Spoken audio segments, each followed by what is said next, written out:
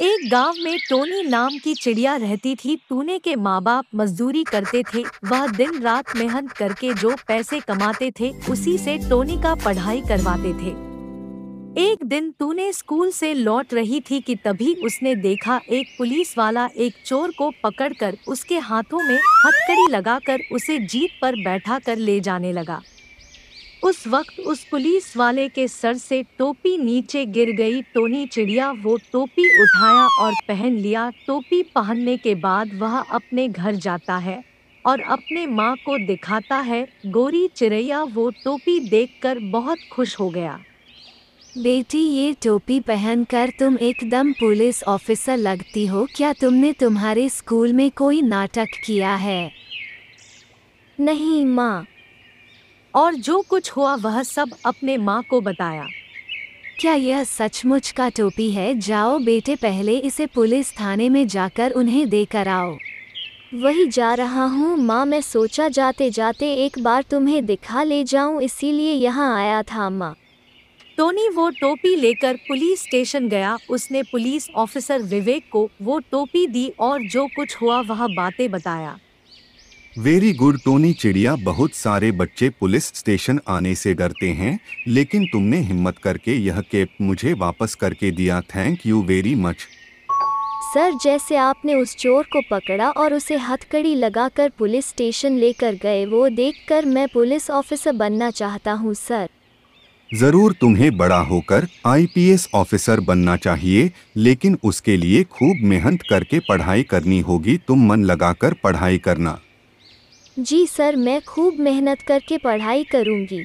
यूँ कुछ दिन बीत गए। टूने चिड़िया की पिताजी बबलू बीमार हो गए और उन्होंने खाट पकड़ ली। गौरी बबलू की देखभाल करने के लिए घर पर ही रहने लगी।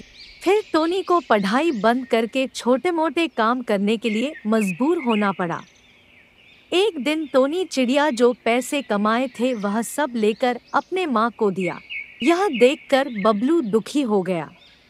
बेटा, क्या नौबत आ गया है? हम दोनों को कमा कर तुम्हारा पालन पोषण करना चाहिए था। आज तुम्हारी कमाई पर हम जी रहे हैं। मैं चाहता था तुम बड़े होकर पुलिस ऑफिसर बनोगे। तुम्हें देखकर हम गर्व महसूस करेंगे, लेकिन उस भगवान ने इस जन्म में हमें वो खुशनसीबी नहीं दी। आप चिंता करना छोड़ दो पिताजी। मैं पुलिस ऑफिसर नहीं हुआ तो क्या हुआ? क्या यह काफ़ी नहीं है? मैं पुलिस के पकड़ में जाकर जेल चला जाऊं। मैं खूब मेहनत करके कमा लूँगा पैसे और धनवान बनूंगी पिताजी। यूँ कुछ दिन बीत गए। टूने चिड़िया एक दिन कूड़ेदान में से प्लास्टिक के बोतल ले कागज वगैरह जमा करते हुए घर से काफ़ी दूर आगे बढ़ गई। वह अपने काम में इतना लीन था कि उसने वक्त देखा ही नहीं। अब अंधेरा हो चुका था। टूने रास्ता भटक गया था। फिर टोनी ने सोचा कि रात में रास्ता ढूंढने से अच्छा है कि कहीं सो जाए और सवेरे उठकर घर का रास्ता ढूंढे। वह एक दुकान के बाहर लेट गया। काफी देर होने पर भी उसे नींद नहीं आई।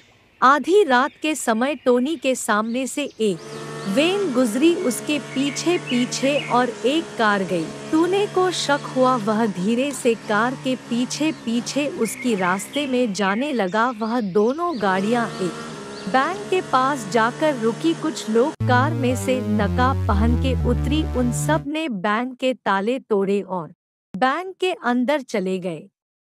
कुछ देर बाद वह सब बैंक में से पैसे की गुठली या लेकर बाहर आए। जो पैसे उन्होंने बैंक से चुराए थे उन नोटों की बंडल को उन्होंने कार में जाकर रखा।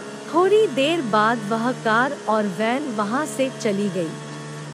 टूने ने एक कूड़ेदान के पीछे छुपकर यह सब देखा। वह डरता हुआ पुलिस स्टेशन गया। जो कुछ हुआ वह सब पुलिस इंस्पेक्टर विवेक को बताया।